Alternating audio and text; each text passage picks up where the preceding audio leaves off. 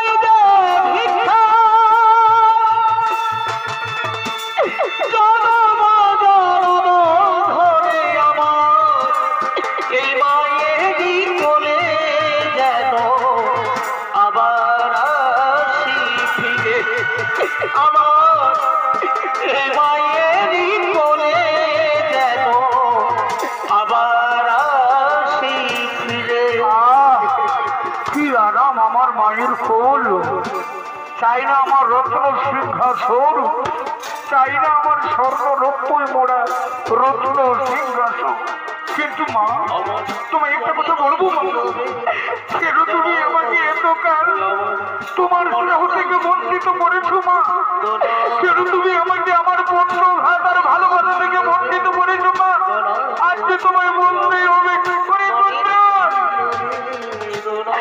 আমি যখন তোকে জন্ম দিয়েছিলাম পুত্র, আমি যখন তোকে জন্ম দিয়েছিলাম পুত্র, তখন আমি কুমারী ছিলাম।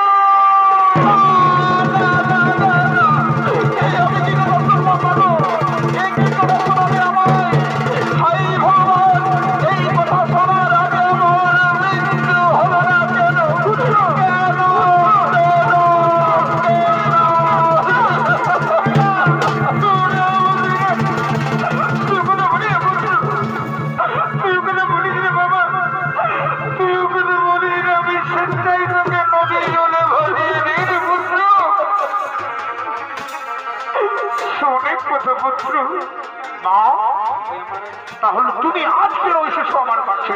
পুত্র, আমি তোকে নিতে এসেছি পুত্র, তুই চল পাণ্ডব শিবিরে। না বাচ্চা না, আমি যে পাণ্ডব শিবিরে যাবো না বাচ্চা, আমি আমার মিত্র দুর্যোধনকে কখনো বিশ্বাসঘাত করতে পারবো না বাচ্চা। তুমি চলে যাও বাচ্চা, তুমি চলে যাও।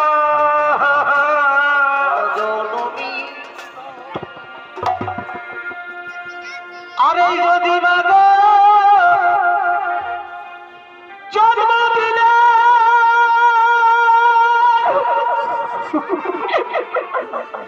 আমায় কোলে তুলে নালাইলে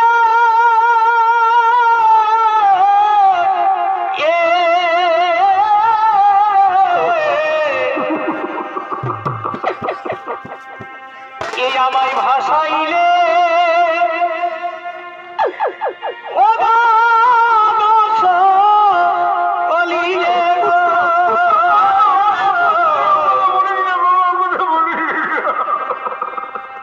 আমায় ভাসাইলে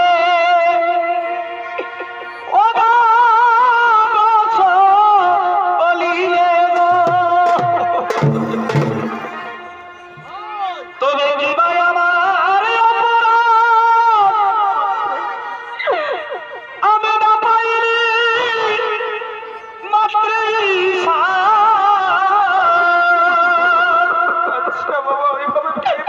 মাত্র ও তুমি নিজ হস্তে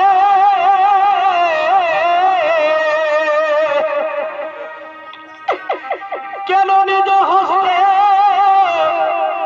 করিলে গম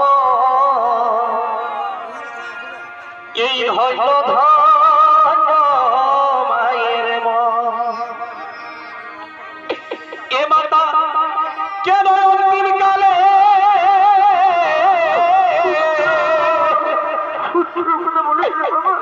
কেন অন্তিম কালে দিলে নর সনগ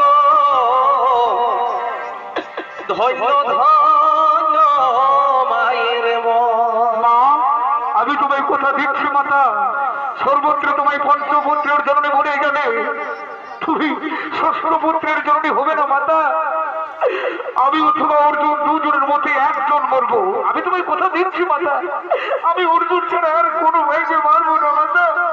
তুমি চলে যাও না মাতা, তুমি চলে যাও।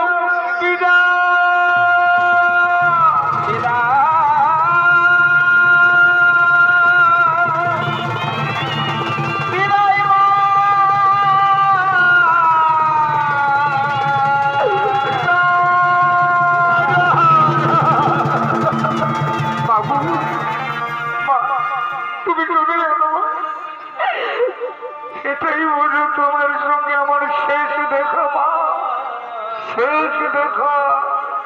পুত্র তুই কথা বলিস না, পুত্র তুই কথা বলিস না।